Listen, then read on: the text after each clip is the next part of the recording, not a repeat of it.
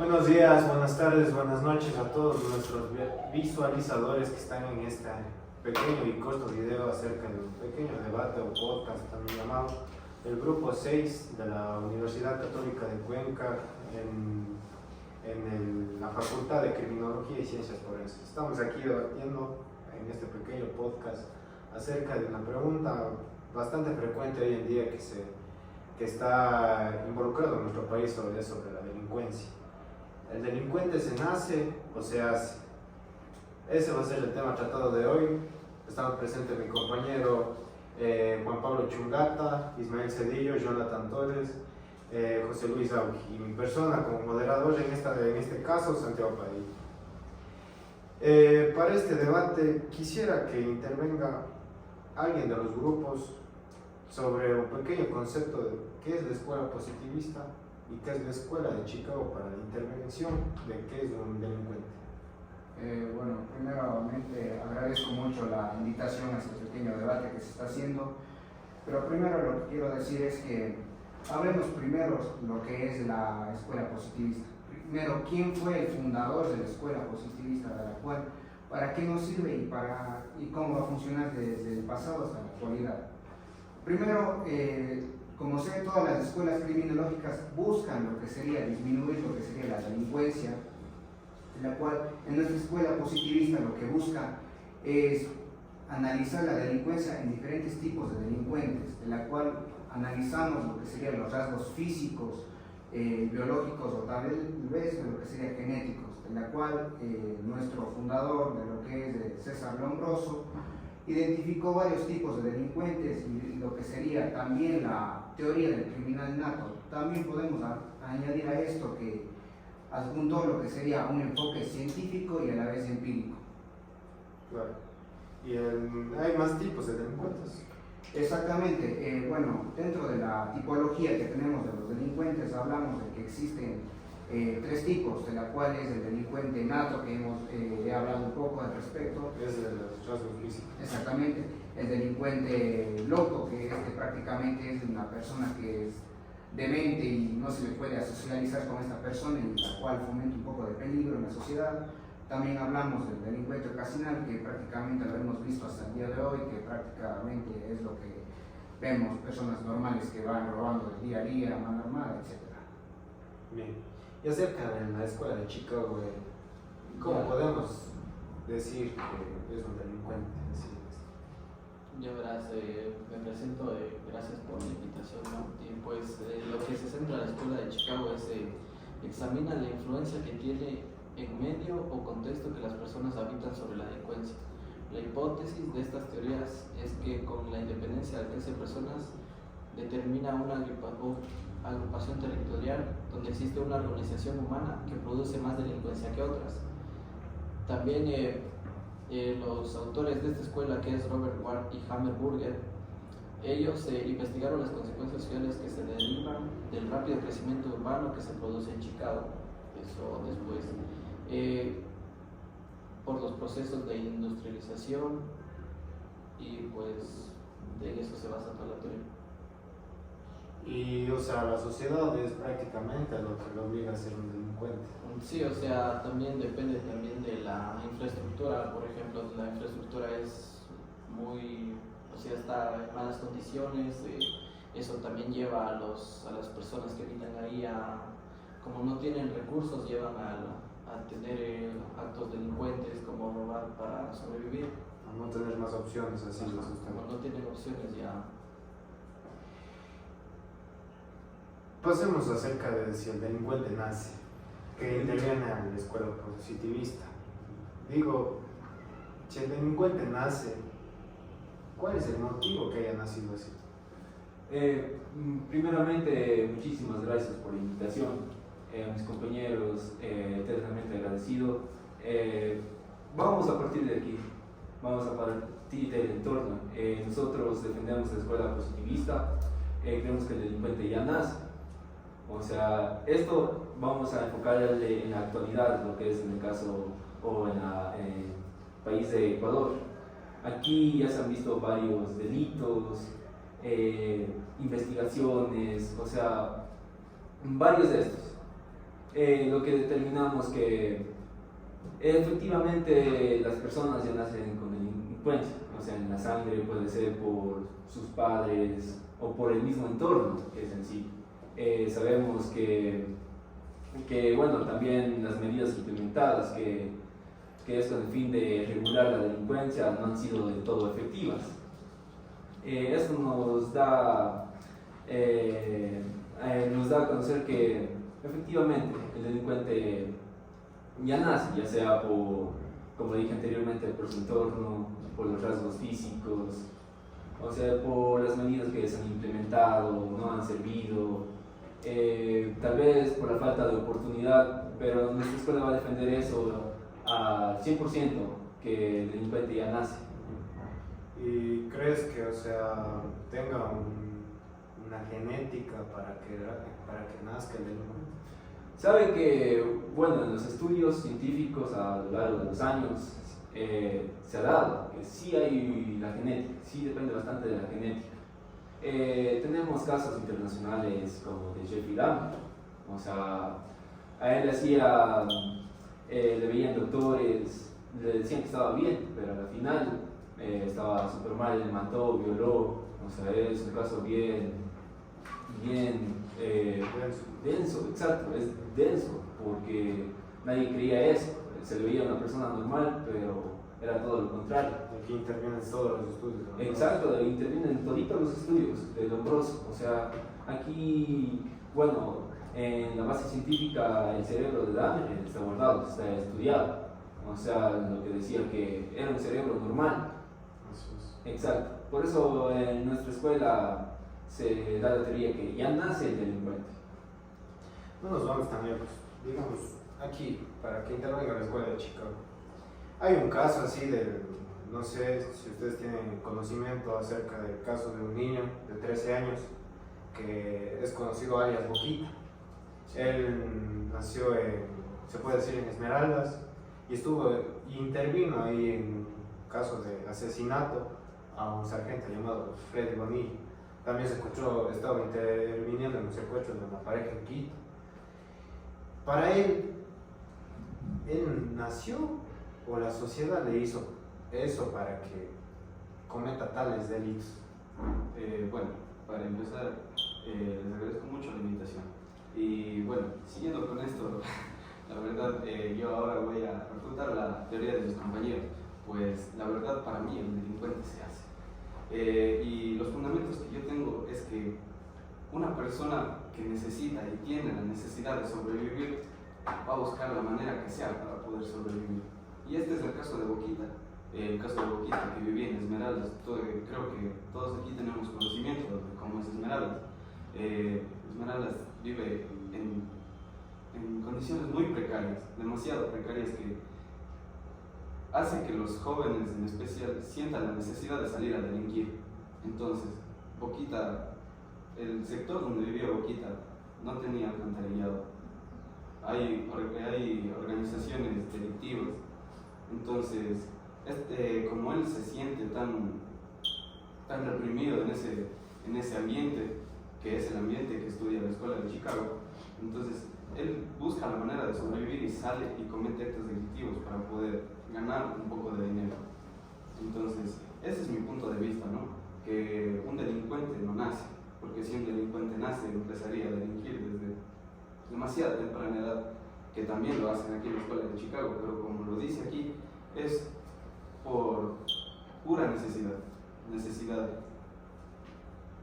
Bueno, yo creo que eso no es una excusa, o sea, porque de mi parte he tenido familia que está allá, o sea, sabemos las condiciones en las que vive, bueno, o está pasando Esmeraldas, es una ciudad plenamente abandonada por el Estado, pero no es una excusa. Cuando una persona se quiere preparar o quiere salir adelante, digamos así, lo hace, no existen excusas, porque yo sé, bueno, que existe, bueno, que no tengan escuelas, hospitales, todo, pero la decisión es de uno.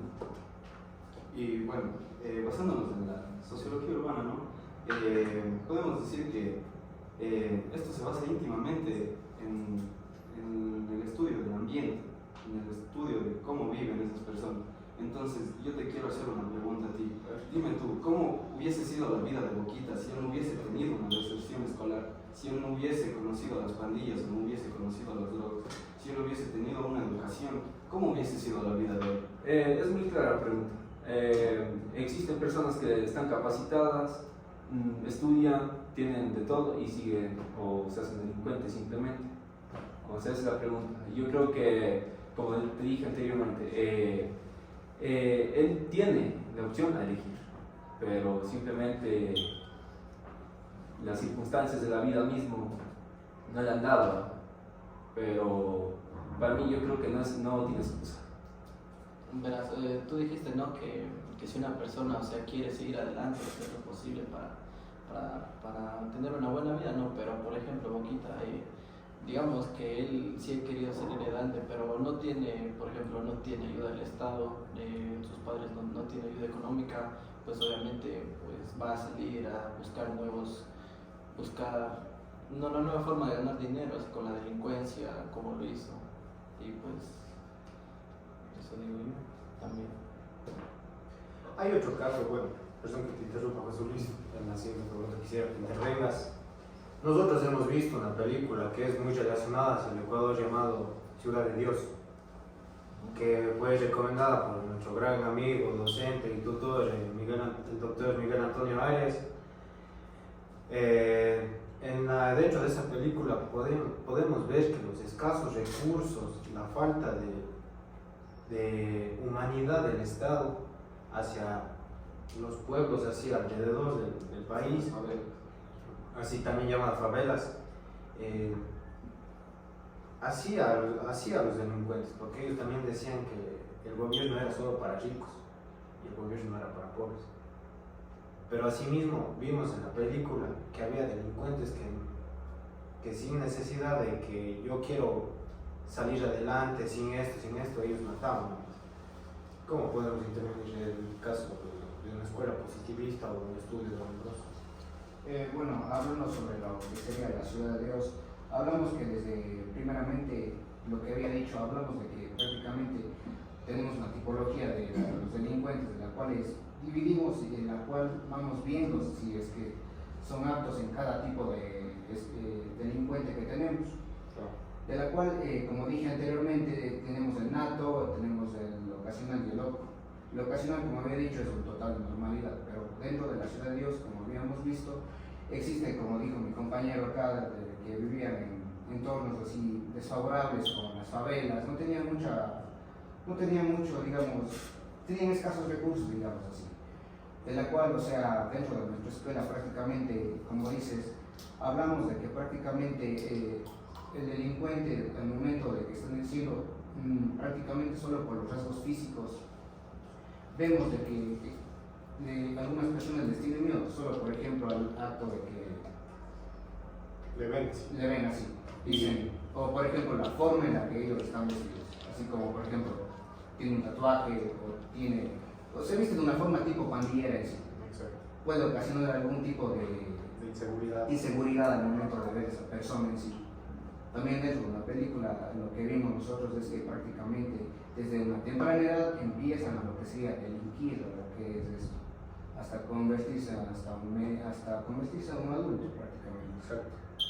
De la cual, o sea, como dije yo, lo que yo pienso al respecto de la escuela positivista es que si es que nos basamos en lo que es estos tipos de delincuentes, pienso yo que dentro de la película están los tres tipos de delincuentes, en la cual existen los ocasionales, como había dicho, personas que prácticamente no cometen, o sea, delitos graves, pero existen otras personas que se van al extremo. Sí. Exacto.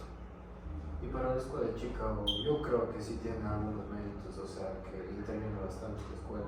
Sí, de hecho, en la Ciudad de Dios, Sandro no era un niño que cometía delitos. Sandro era un niño que trabajaba con su mamá. Sin embargo, ¿qué pasó? El entorno en el que él vivía llevó a que asesinen a su madre. Entonces, él a raíz de esto comenzó a delinquir. Salió a las calles, él vivía en las favelas. Salió a las calles y empezó a delinquir, conoció la droga. Y el final de él fue muy trágico. Y entonces aquí podemos darnos cuenta claramente de que no es solamente el abandono del Estado también, sino que por parte de la escuela positivista es también una forma de vulnerar los derechos de una persona. Es como decirles el tipo de derecho penal en expansión. ¿Por qué? Porque ellos puede ser que no hayan cometido delitos, pero sin embargo se les está juzgando, así como dijo José Luis, o podemos también poner el ejemplo de El Salvador, se les juzga solamente por tener tatuajes, y por tener un tatuaje quiere decir que ya pertenecen a una organización delictiva, y a veces no es así. Entonces, ahí la escuela de Chicago puede intervenir en ese sentido, que en realidad es el entorno que hace el entorno. Pero también hablando sobre el entorno, ¿no crees que tuvieron la oportunidad de decidir en la forma en la que ellos viven? Por ejemplo, sé que el entorno fue el causante de esto, de que, o sea, tipo la chispa que encendió esto, pero ¿crees que él no tuvo la forma en la cual decir por un buen camino o por un malo? Bueno, ahora dime tú, si tú vivieras en estas condiciones, si tú no tuvieras una forma de estudiar, no tuvieras una forma de apoyo del Estado, ni en salud, ni en servicios básicos, ni en educación, como te dije hace un momento, ¿qué forma encontrarías tú para salir adelante? ¿Qué forma encontrarías? Y basándonos también aquí en el caso de Ecuador, ¿cómo te basarías si en Ecuador es demasiadamente difícil conseguir un trabajo y mucho más difícil conseguir un trabajo estable? Entonces, si es que tú te pones a pensar cuál sería tu refugio en ese caso, o cuál sería tu forma de salir adelante, si no tienes ninguna clase de apoyo de parte del Estado. Exacto, y también vamos a eso, ¿no? Cuando hay delitos, también llamado delitos del cuello blanco, si mi expresión está bien, son aquellos, o sea, personas que nacieron con en una casa así tipo lujosa. una casa sin necesidades. Sí, exacto. O sea, tuvieron todo, pero la cuestión de ellos fue, aquí en el caso de Ecuador, aquí existe la corrupción elevadísima, se puede decir así. Y en vez, o sea, ya que ya tienen todo, siguen haciendo este tipo de delincuencias, intervienen en el narcotráfico, algunos mandan a matar, perdón la expresión si suena muy fuerte, para que mandan a matar, como dije anteriormente, para que no se supieran los delitos de ellos. Y ellos, ¿por qué son así? ¿Por qué fueron así? ¿Por qué se fomentaron? ¿Nacieron? ¿Se hicieron? Si en el entorno ni en la escuela de Chicago terminó así, si el buen ejemplo no tuvieron ellos de parte de los padres, si se puede decir así. ¿Por qué se hicieron? Eso pasa cuando tienes mucho poder. O sea, ya no tienes el suficiente poder y quieres más. O sea, en sí yo daba por hecho, o doy por hecho, mejor dicho, que el delincuente nace incluso cuando eres rico. O sea, siempre estás ahí, tienes esa chispita, si no necesitas algo que te explosione o te desplace para explotar todo. Y aquí es cierto que en Ecuador hay mucha corrupción, pero como te digo, o sea, es que ya nace en sí. Yo anteriormente dije que voy a defender esto y lo estoy haciendo. Las personas ricas, pobres, tienen algo ahí, si no necesitan algo que explosionen eso, en la personalidad de las personas, digamos, que ya son ricas, nacen en un ambiente que no les falta nada, como que les falta. Ellos necesitan más poder para sentirse seguros. ¿Y cómo lo hacen? Tal vez robándole al pueblo. Incluso sabemos que mandan a matar para ellos. O sea, para ellos son los ricos, ellos no les pasa nada. Ellos son, perdón la expresión, son los putos amos del mundo. Y apuntando un poco de lo que dice mi compañero también, como dicen, es el abuso del poder también. O sea, no tienen necesidad de hacer nada en sí. En Ecuador hemos visto bastantes casos, perdón que me meten en estos casos, pero por ejemplo tenemos en el caso de los ministerios de salud, cómo estas personas roban los servicios, los medicamentos que son para las personas que no tienen en sí. Claro. Y así. ¿Estás de acuerdo con este caso? Para empezar, puedo decir también que aquí también puede basarse un poco en el entorno, ¿no? Ya que podemos decir que a veces los casos de corrupción no nacen precisamente por la necesidad de poder, sino que yo también puedo hacer una pregunta. ¿Cómo te sentirías tú si fueras un juez que está juzgando a un líder de una banda mafiosa y te amenazan que te van a matar a tu familia? Entonces también se depende del entorno, ¿no? En el entorno, porque puede que tú hayas nacido en una cuna de oro, hayas tenido todo, pero cuando esté en riesgo la vida de tu familia o tu vida misma, entonces no tienes otra opción. Por ejemplo, el caso de Pablo Escobar.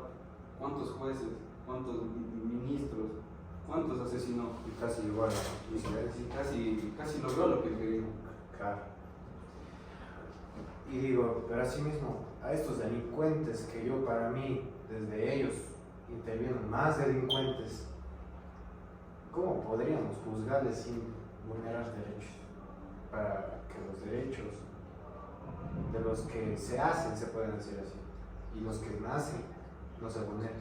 Pero yo creo que es necesario vulnerar los derechos, o sea, porque, o sea, es algo por algo. Nosotros estamos protegiendo a la ciudadanía y necesitamos violar los derechos, o sea, porque como yo les comenté, Ecuador ha implementado medidas que a la final no han servido de nada, o sea, les dan tantas garantías y al final no pasa nada. ¿Qué resultados tenemos? Masacres en las cárceles, policías muertos, o sea, y un montón de cosas hacemos. Pero cuando hablamos de esto, estamos hablando de la expansión del derecho penal que vulnera los derechos de los reos y aparte de eso, vulnera también el debido proceso. Exacto. Estamos violando leyes constitucionales que no debería ser así. Pero de la cual nosotros tenemos también en cuenta que el derecho penal del enemigo. Hablamos de diferentes grados, como lo sabes bien. El segundo, que trata de integrar lo que sería la sociedad, y el tercer grado, que trata ya de lo máximo, que sería neutralizarlos, o también, ya si es que es en el casos muy, muy graves, sería en el caso ya de eliminarlos. Ya, pero verás, o sea, yo no estoy de acuerdo con ustedes porque, como dijo mi compañero, estamos vulnerando los derechos de todas las personas, no solo todos estamos vulnerando, ¿no? Y pues como para juzgar a una persona se debe ir por un debido proceso y pues ya dependiendo del delito, de lo que haya hecho, pues ya se le juzga así, pero no necesariamente, yo pienso, a mi punto de vista, no necesariamente debemos de vulnerar sus derechos. Yo creo que sí, como dije, yo me voy a mantener así. Creo que teníamos el caso de Bukele, bueno, en El Salvador. Nosotros decimos a los delincuentes que a estos sí les cogemos a estos solo por los rasgos, los tatuajes, que es, bueno, lo que pasa allá. Pero no nos preguntamos cómo se sienten las personas, a los familiares que mataron, o cómo se siente el pueblo. O sea, solo vemos una cara de la moneda, pero no la otra. O sea, tenemos que preguntarnos esto, qué está pasando, por qué estas medidas no han servido. Pero en este caso, perdón que te interrumpa, estamos hablando de un derecho penal expansivo en el que cuando tú agarras a un delincuente, el delincuente va directamente a la tortura. ¿Y esto por qué? Eso es por la negligencia de administración del Estado. ¿Y esto qué causa? Causa hacinamientos, causa gran cantidad de amontonamiento de reos en una sola celda. Y dime tú, ¿cómo va a haber ahí rehabilitación? ¿Cómo va a haber la reinserción social si el Estado de por sí está vulnerando sus derechos? ¿Cómo esperamos que después los garantice? No sé, bueno, una pregunta. No sé si se ha investigado, pero no sé cuántas personas se han rehabilitado. O sea, si aquí en las cárceles de Ecuador existe rehabilitación. O sea, ¿qué medidas implementar? O sea, yo creo que la rehabilitación en sí depende mucho del trato en el que se tiene. ¿y aquí cómo se les trae? Todos sabemos que la administración de este gobierno es demasiado pésima. ¿Y anteriores? En realidad de todos.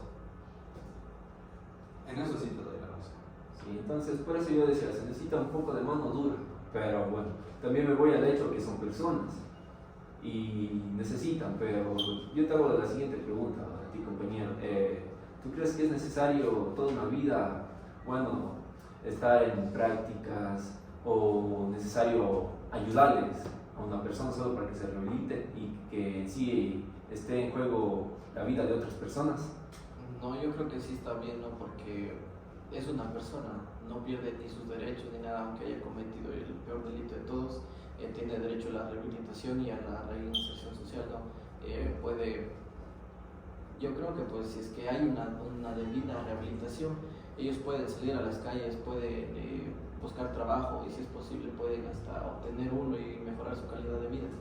Yo creo que también, o sea, hay que ver la tipología de cárceles que existen, ¿no? Aquí hay penitenciarías que mezclan de todo. Asesinos, sicarios, ladrones, violadores, gentes con salud contagiosa y puede ser mortal. Salud mental. Algunos que, pongamos un ejemplo, no pagó a tiempo una multa así porque no asistió a una votación electoral, digamos así. Pero se le mete esa cárcel con ese tipo de gente que no debe ser así, aquí en las penitenciarías de Ecuador. Nosotros también debemos pensar que debe tener, o sea, una parte, como ponerles por partes a los tipos de delincuentes, así como decía mi amigo José Luis.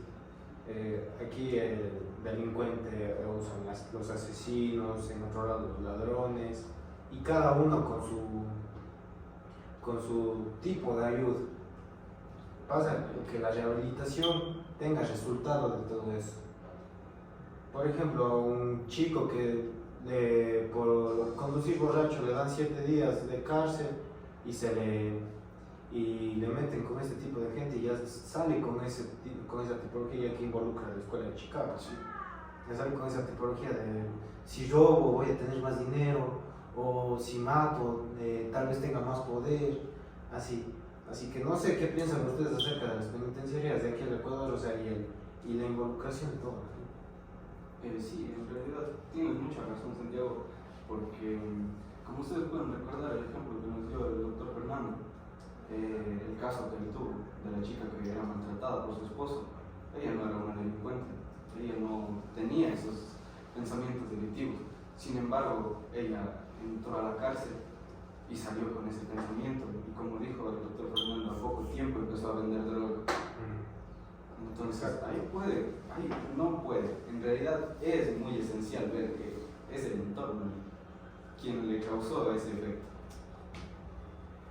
Y aquí también, o sea, podemos dar un pequeño paréntesis de que si hacemos eso, de intervenir a todas las personas en una zona penitenciaria, ahí es cuando se vulnera absolutamente todos los derechos fundamentales, humanos, las garantías, todo, absolutamente. Ahí es donde nos damos cuenta de que el principio de lesividad en realidad. Exacto, no hay nada. ¿Y ustedes qué piensan al respecto? Un poco añadiendo lo que dicen, estoy también de acuerdo en lo que dicen, lo que pasa en las penitenciarías y todo esto, de la cual, o sea, un caso también, de la cual, o sea, en el momento que una persona sale, o sea, él tiene ya ese tipo de tipología en la mente, o sea, tal vez, o sea, voy a volver a robar, no sé, voy a caer en lo mismo, no sé, tal vez, pero esa persona tiene la decisión de decidir en tener una buena vida, empezar otra vez desde cero o volver a lo mismo que estuvo haciendo. Aquí nosotros también lo que podemos añadir es un poco de lo que es otra escuela, perdón que me metan a otra escuela también, pero eso añadiendo lo que sería lo que es la criminología crítica. Añadiendo de que aquí lo que podemos hacer para ya prácticamente disminuir bastante lo que es la delincuencia es ir desde el sistema, desde la estructura que tenemos que ir viendo, para seguir desglosando y disminuyendo lo que sería todo tipo de delincuencia. Eso es lo de mi parte, y pues prácticamente en Ecuador, como hemos visto, existen varios tipos de casos, ya sean de la escuela de Chicago como la escuela de positivista, tal vez otros casos que estén relacionados con otros tipos de escuelas, en realidad, pero la cual, o sea, nosotros aquí estamos en un debate que prácticamente estamos defendiendo lo que sería la escuela positivista. También persona que me meta en otro caso, tal vez de los hermanos Restrepo, de la cual fue un caso también conocido en los años 80, pues prácticamente estos hablaban que eran los monstruos, así, con esa palabra se les denominaba monstruos de Guayaquil, que prácticamente, o sea, por solo sus rasgos físicos se les conocía como estos manes de aquí ya me van a ir robando, ya, papa, en fin. en la cual, o sea, podemos relacionar también un poco con el entorno también, o sea, como dice mi compañero aquí, tal vez el ambiente tuvo algo que ver, pero o sea, como digo yo, tal vez, o sea, los rasgos físicos tuvieron bastante impacto en estas personas, de las cuales les dio bastante daño psicológico, de la cual empezaron a tratar de hacer esta clase de actos, como violencia, robos, hasta asesinatos. Y digo, o sea, es una especie de jerarquía, se puede decir así, mencionando, o sea, desde el sistema político, no sé, me meto tal vez en un sistema de empresarios o algo así, y ahí vienen los ciudadanos. Desde ahí podemos decir que se crean los delincuentes. Entonces aquí interviene la última pregunta, creo yo, para no alargarnos más. ¿El delincuente se nace o se hace? Bueno, desde el punto de vista de nosotros, yo considero que sí. Yo me mantengo firmemente en lo que vine a defender aquí, en que el delincuente se hace. ¿Por qué? Porque a medida que seguí este debate me he dado cuenta que la escuela positivista únicamente busca vulnerar los derechos, únicamente busca quitarle su presunción de inocencia a todas las personas. Entonces, bueno, ese es mi punto de vista, ¿no? Mi punto de vista sigue siendo en que el delincuente se hace debido al ambiente y debido a las condiciones en las que vive. Nosotros, como no los vulneramos, estamos más a favor de lo que es la ciudadanía, porque los crímenes, todos los delitos que han pasado esto han tenido un impacto o tienen un impacto que es negativo. Necesitamos medidas que en sí sean un poco fuertes y establezcan nuevamente el orden, el regulo. Y nos mantenemos firmes con la escuela positivista. Último comentario, José Luis. Exactamente, hablando de esto, o sea, de lo que me hice con mi compañero, nos vamos a mantener firmes en lo que es de la escuela positivista, pues prácticamente, a veces, o sea, dentro de la escuela de Chicago, perdónenme lo que voy a decir, prácticamente, o sea, pueden que algunas personas busquen esto de la que, por ejemplo, ya le apresan a una persona, supongamos, y de la nada dice, yo me volví ladrón solo porque viví en una mala casa. ¿Cómo te digan eso? Entonces buscan excusas que prácticamente, o sea, otras escuelas puedan sacar el beneficio. Y den tal vez como hasta tal vez recompensa para lo que han hecho. Sí, para terminar, un claro ejemplo, tenemos personas extranjeras aquí, aquí en la hermosa ciudad de Azogues. Los venezolanos, ellos no quieren ir a trabajar por 10, 20 dólares, prefieren estar en las calles limpiando parabrisas. O sea, tenemos que, bueno, hacer énfasis un poco en eso también y saber que a veces creo que el humano está acostumbrado a que todo se lo venga gratis, como no debe ser. Exacto. ¿Algún comentario? Bueno, doctor, yo quería darle las gracias por la invitación. Creo que aquí con mis compañeros hemos aprendido cosas buenas y creo que con eso llegamos a entender que, bueno, en la escuela defiende una cosa, nosotros otra, pero al final, como digo, creo que en sí está de proteger a la ciudadanía, que es lo importante y lo que en sí estamos olvidando demasiadas veces. Claro, también, perdón, también lo que sería implementar, o sea, enfoques integrales, en la cual pueden unirse, o sea, varias escuelas, en la cual pueden, como dije, ver, o sea, proponer medidas de prevención que ayuden a disminuir lo que es la delincuencia y tal vez promover un sistema prácticamente seguro, podemos también decir.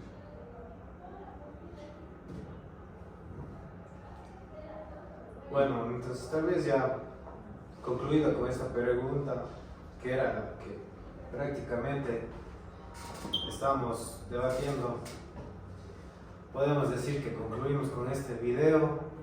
Doctor Miguel Antonio Arias, muy agradecido, mis compañeros y yo hablando por todos los conocimientos que nos da acerca de esto, porque es un tema muy interesante y es sobre todo lo que está pasando en nuestro país. Concluimos con muchas gracias y espero que le haya gustado nuestro pequeño debate. Sí, doctor, muchísimas gracias. Doctor.